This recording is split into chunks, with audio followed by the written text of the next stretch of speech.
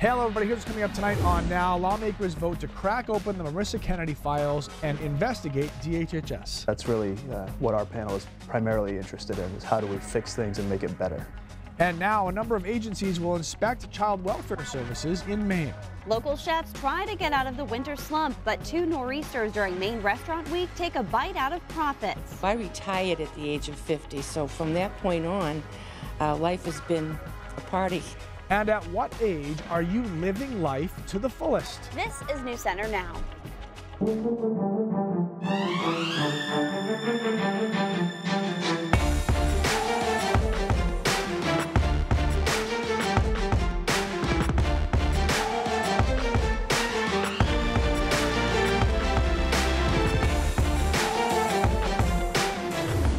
Who will be held accountable for the killings of 2 children in Maine? Hello everybody, I'm Lee Goldberg. And I'm Lindsay Mills. Soon after the details of 10-year-old Marissa Kennedy's abuse case were released, the public and lawmakers cried out for an investigation into DHHS. Now, today, every single member of the Government Oversight Committee voted yes to a rapid response probe of police, schools, and DHHS. That investigation will look at the handling of Marissa Kennedy from Searsport, but also 4-year-old Kendall Chick of Wiscasset, who was allegedly beaten to death by her grandfather's fiance in December. But that's just one of the agencies that will be looking into these 2 deaths.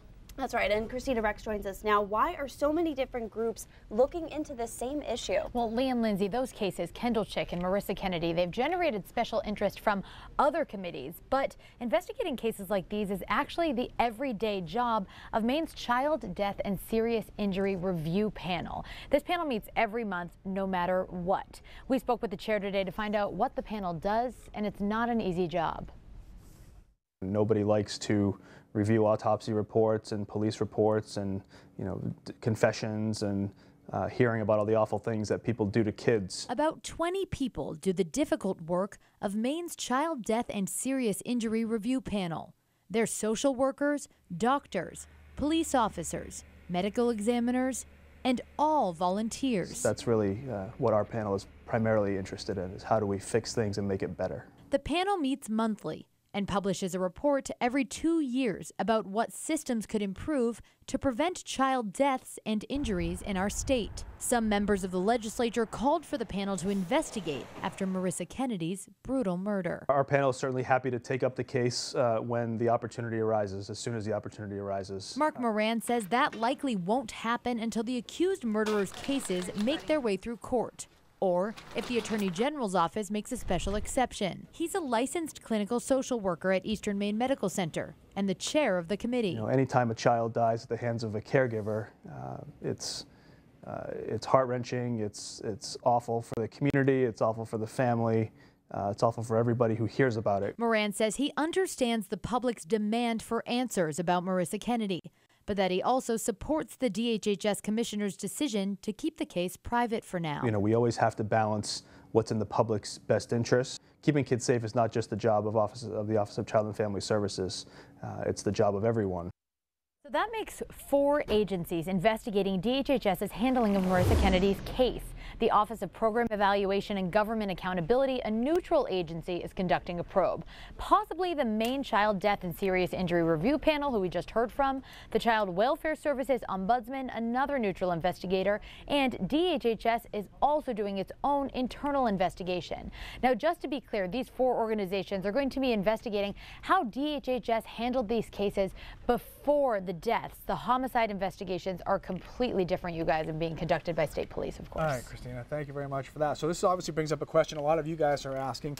Does DHHS have enough staffing to keep on top of all these child protective service cases that are happening across our state? Yeah, we put Chris Costa on the job today on this story today. He is learning more about the caseload for DHHS. Hey, Chris, what's going on? So, Lee and Lindsay, we looked at the number of times that a caseworker was assigned to assess a family situation when there's an allegation of abuse. Now, those numbers have fluctuated a bit since 2011, but overall, they've been in the same ballpark. The latest info from 2016 shows that there were nearly 8,300 reports of allegations of abuse or neglect where a caseworker is then assigned to check it out. but sometimes one report involved multiple kids. In 2016, caseworkers were handling more than 11,500 kids statewide where allegations of abuse were made. DHHS Commissioner Ricker Hamilton said on Wednesday that his department has the most staff it has had since 2011. But earlier today, after the Government Oversight Committee's vote, Representative Patricia Hymanson said the child protective workers get burnt out quickly, citing an 80% attrition rate. They're wonderful people trying to do a good job. Are they resourced well enough? Do they get too many cases? If somebody moves from one place to another, does that information follow them? So these are all questions that OPEGA will attempt to answer. If this happened to these two children, then what's happening out there now? And I think people are heartsick about that. We asked DHHS to confirm that 80% attrition rate and to tell us how many Child Protective Services employees they have, but we got no response. According to Attorney General Janet Mills, she estimates that there are about 300 of those CPS workers, but she says she does not know for sure, nor how many positions are vacant. Lee and Lindsay. All right, Chris, thank you very much. So usually when it comes to weather, your opinion really doesn't matter much because Mother Nature just does what she wants to do anyway. But today Keith is asking you to weigh in on a very important question. Yeah, and my question is, do you think we should be categorizing and ranking nor'easters? So you have hurricanes that are categories, you have tornadoes EF0 through EF5. So we're going to talk about it later on brain drops, but I wanted to pose that question for you. That's actually something I've never thought of before, you know, because you do have different levels of nor'easters in terms of their intensity, right? So should we have a category or should it just be? Okay. Yeah, well, we want people to vote. This is where you guys come in. Go to pulse.newscentermaine.com or open up the Pulse tab on your mobile app. And this would be a little bit more scientific than the weather weenie scale. Yeah, that could be a scale, though. It could be something. I don't care what it is. It's just something. In the meantime, guys, we got some snow showers and really snow squalls going on out there right now. The snow squall activity is more like a thunderstorm, snow shower more like a rain shower as far as its intensity. And a few of these are on the stronger side, getting some reports and starting to grease up the roads in some spots.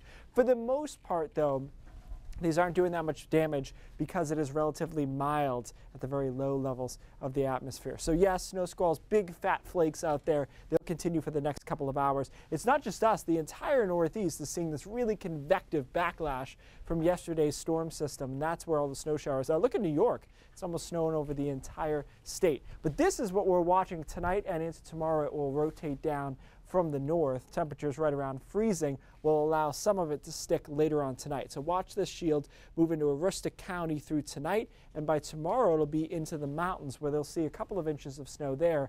Meanwhile, along the coastline, just an isolated snow shower and a decent day on Saturday. Sunday should be a sunnier day as this system kind of clears on out of here. We get into a northwest wind, which is dry. So far, guys, we have a split decision on this, so we'll revisit it, I guess, in a little bit. Well, you know what my vote is. Exactly. 2 nor'easters in 1 week are good for Maine's mountains and trails, but bad for the restaurant business. And we will have the latest on an active shooter situation at a veterans home in California. It's just awful. Coming up right after the break. Police say an active shooter is holding at least 3 people hostage at a veterans home out in California. The lockdown situation is at the largest veterans home in the United States. Police say a man wearing body armor went into the Yountville location this morning carrying an automatic weapon. Now, so far, there are no reports of injuries or death, and authorities say they are in control of the situation. This is a developing story. Stay with us on air and online for the latest details. Also developing at this hour, News Center has learned that a Westbrook High School student stood before a judge this morning accused of gross sexual assault. Westbrook Police Captain Stephen Goldberg confirmed that Dang Janney is being held at the Cumberland County Jail on $5,000 bail. For more information about these ongoing stories, remember you can always follow us on social media or check out our mobile apps. And still to come on Now, is life better as a young adult or a retiree? We're asking people of all ages about the best years of their lives. And is there another winter storm in our future, or will it move out to sea? That's my vote. Keith's full forecast coming up. All right, guys, it's a rhetorical question that you've probably thought about before, right? What is the most ideal age to live, or the best age to be alive? A psychologist and longevity expert told the Wall Street Journal recently there isn't one because there are too many variables. So I went out and asked, and I set out to hear from you guys. I'm 83. I am 10. I am 8. 96 years old. Older again. You were 97 a minute ago. Oh, yeah, that's right, 97. Okay, thank you. 11 years old. 82. In a couple months, I'll be 83. Wish I was 18. No, not really. What do you like about being 18? It sounds cool. 5th grade is kind of in the middle of still being a kid but having responsibilities, and I like that little mix-up. I don't think there's really anything too different about being 11. Yeah. What I think, I mean, it's a step up from being 10.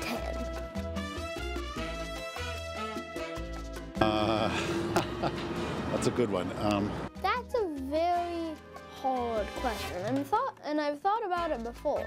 For me, being in the military, I like in the 20s and 30s, because that's when I was traveling all over the world, even though sometimes we're in the boondocks, freezing to death. Is there an age or something that you wish you were old enough to do? Yeah, like get my ears pierced or wear acrylics. I like the age I'm at now, honestly. Yeah, how come? Because I'm young. I'm on like the top of the hill. Like, I'm the person in the family that hates to travel. And I'm the only one that's been all over the world, in almost every state in it. But I've never been to Florida. Favorite age? Wow. Well, I would think that it's funny as hell, but I enjoy being in the service. For one thing, I like being 10 a lot. So I want to go with that on the safe side. Maybe 30, just because it sounds good. I remember being 30 and not sounding young back then. I guess now, or maybe even a bit younger, because I like to imagine and express my feelings like lively. If I wanted to be kind of risky, probably like 16. I think my ideal age would be in the 50s. 50 years or up to 60, because you've already gone through raising children, your obligations are less and less, and your life is, you live it the way you want to live at this point, and luckily you're healthy. Right now. Right now. 43. 43. What's great about 43? I just feel older and wiser and more comfortable with myself. Don't rush. Yeah, how come?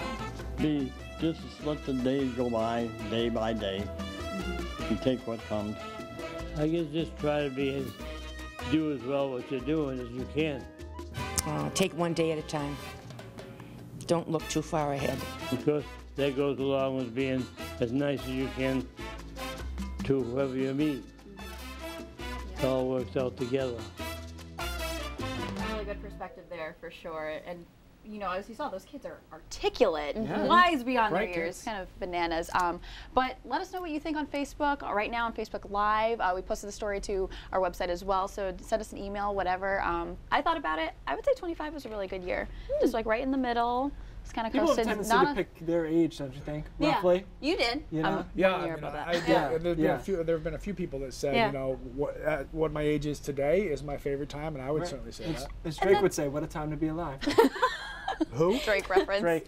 We'll explain. Who? We'll explain. Don't worry about it. Oh, Yeah. go to the Pulse poll. Yeah. Pulse on News Sitter. Yeah, Katie, real quick, what do you think? Nor'easter ranked or no? No, because I'm good with the snowfall map. Okay. Okay. I say I'm no actually as well. surprised by this so far. I I vote thought no. Mainers would be like, no, we don't need that at Right. all. But Yeah. Pulse.newscittermaine.com. Okay. Vote. All right. So anyways, hey, in the meantime, another kind of poll here, checking in on where we are for the snowfall this season. No surprise, everyone above average. Look at Caribou. We need to make a new scale for Caribou. 114 inches, 75.5 in Portland. If it ends today, which it won't, another above average winter across all of Maine. All right, some nasty snow squalls out there, getting a lot of tweets about them. And I admit that when I said snow showers yesterday, I didn't think they'd be quite this intense. Some of these squalls have teeth to them, especially as they're moving to the south here towards Augusta, Turner, seeing some, and they'll move into Windham and eventually into Portland by later on this evening before fizzling out. The dynamics of them tend to be stronger during the daytime. Look how many there are across the Northeast. It's all on the backside of this low. The storm that we had from yesterday is convective in nature. All right, we have another area of precipitation moving in from the north. That's the one I'll watch tonight across northern Maine and the mountains.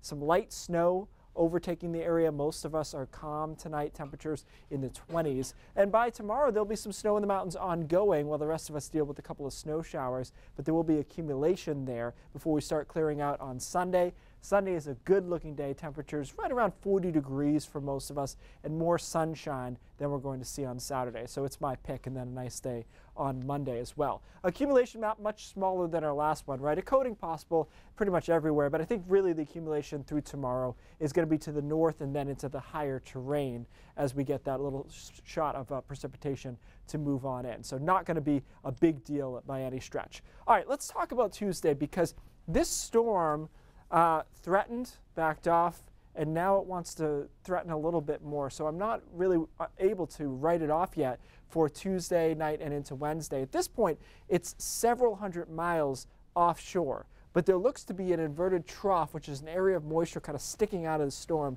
that could clip us on Tuesday. So I think at the very least, let's plan on that. And let's keep an eye on this thing, because I have not enjoyed the trends by the computer models over the past 24 hours. Lee, I don't think you'll enjoy it either, but we'll watch Tuesday. It's really interesting. So we look at the computer models, and then I get into real nerd zone, and I look at each one of what we call ensemble members, guys, which is different runs of the computer, saying, okay, this went wrong, what's the outcome? And I would say 60% of them are a miss, but 10% of them on Tuesday are just a crush. So we can't. I just can't walk away from it with that 10% for now. So hopefully we can straighten it out over the weekend. Do you want me to do it for you? I'll walk away from it. Yeah, you're willing to walk away. I'll walk Storm away. might not be willing to walk away from you, though. So right. we'll see. We'll leave it on Ryan this weekend. I think that's fair. There you go. Yeah. Okay. Thank you, sir. So it's a decades-long tradition statewide, and it's been happening through back-to-back nor'easters. We're talking about Restaurant Week, and we're curious to know, how well does it pair with over a foot of snow? Here we go, just like Mama used to make it. Different dishes on the menu at Portland's Tikka. I'm calling it the salmon belly pate. Very delicate, it cooks very fast. One of the dozens of restaurants statewide offering unique selections and deals for Restaurant Week. But I wish the weather would be a little bit more cooperative. We got off easy with last week's nor'easter, just a little wind. And then nor'easter number 2. A little more heavy on us. Inspired by Restaurant Week events in New York, Boston, and Chicago, Jim Britt and his wife created a version of it a decade ago for Maine to power the restaurants of vacation land through the slower months. And here we are 10 years later, and it definitely works. It's a very, very fun promotion. But look outside. This is a very clear reminder of how difficult it is to run any business, including restaurants, during the dead of winter. January and February are just really bad months. They're tough months for every restaurant. Restaurant owners like Dean Halim say the recent storm has hindered people from going out for a bite. We've been getting calls, are we open, are we open? And Mainers are pretty hardy people. This weather is something they can easily deal with. This is Maine. We're resilient. You know, we're ready for this. Two spices that I use is turmeric and cayenne pepper. One more weekend is on tap for diners to sample dishes like ricotta gnocchi served with a ragu of wild mushroom. A savory dish, good motivation to leave the house. And Britt says they do offer restaurants the chance to extend the special week if they want by keeping those unique menu items and prices for a few days more. Well, that's nice. Yeah. Did you get any food? I will be getting some food. Okay. So if you follow News Center Maine on Facebook, which you obviously should, then you know our digital team certainly likes to have some fun, especially on Fridays. Yeah, today we asked you if your pet had a dating profile, what would it look like? And here are some of the G-rated posts we want to share with you. This Golden is a sporty dog, loves the outdoors, prefers females of similar breeds, but also oddly keen on poodles. And this pup enjoys long romantic walks to the fridge. Lori's kitty is apparently independent and ferociously loyal Good traits for a life partner. Also enjoys belly rubs. Oh, who doesn't? This lovely lady says she is an older gal looking for a like-minded napper. And from the looks of this profile pic, Catherine's dog is an outdoor enthusiast, but is apparently seeking relationship in a warmer state and willing to travel. Finally, Caitlin's corgi. They call this pose the look back at it. Those of you watching us on Facebook Live, joining right now, send us a picture of your pet and tell us what the dating profile would say. That's interesting. I love those little bios. Very sweet. All right, some serious news coming up on News Center at 5:30. We'll check in with Cindy Williams for a look ahead at that. Hey, Cindy. Hi, guys. Just weeks after he opened fire on the high school in Parkland, Florida, Nicholas Cruz is back in court today, charged with multiple counts of murder. We're going to have the latest on that, plus audio recordings of calls made to police during the shootout. And life-saving medical attention in the air. Why Maine's life flight system is being internationally recognized. Those stories and much more ahead at 5:30. Back to you. All right, Cindy, thanks so much. More now when we come back.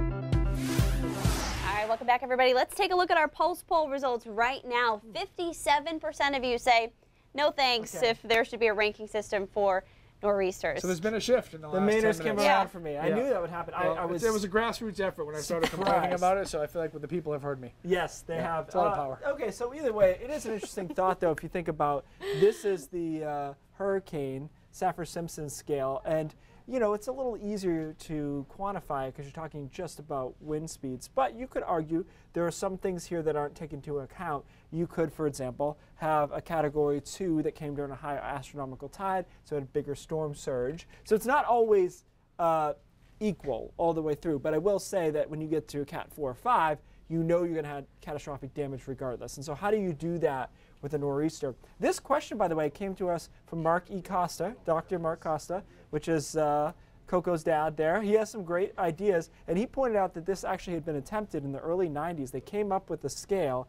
I don't know if we have that image or not, Rachel, but if we do, okay, we do not. Well, they came up with a scale that was just by wave height. So they just did it by wave height. The problem, of course, is then you could get 30 inches of snow inland. If the waves weren't big enough, it wouldn't count. Right. So I think there's too many challenges for it because you'd have to take into account how much snow, the type of snow, like this last one. You know, because like hurricanes, they're 156 miles an hour, no matter where they happen to land or make landfall. Nor'easters, some of our state got 19 inches the other day. Some only got 6. So you can't categorize it because it's not going to be the same for everybody. We when also it comes to snowfall. differentiate with blizzards, right? A blizzard versus a nor'easter. We do, although blizzard doesn't have anything to do with how much snow falls either, which is kind of a common misconception. But yeah, I think it would just be very hard to do. And the other thing to think about with wind here is the foliage is always going to be on the trees when a tropical storm hits. Now you have to think about that with a nor'easter. Okay, a nor'easter in October is a much bigger impact deal than it is when there's no leaves left. So I just don't think we could go down this. You know, the Weather Channel names winter storms, and people tend to hate that. So I'm not sure that there's any good way to do this. They go down the alphabet for that, right? Yeah. This wasn't part of the program, but I learned during one of the commercial breaks that you can have a nor'easter and have it only snow like 1 or 2 inches. Yeah, nor'easter just means northeast winds and a storm. Who knew? Who knew? Listen at kids. Lots News more to Center find at out. 5:30 coming up. Thanks for voting on our Pulse poll. 58% says no, 42 say yes. I say yes to News Center at 5:30. What do you say? Yes, Okay. let's do it.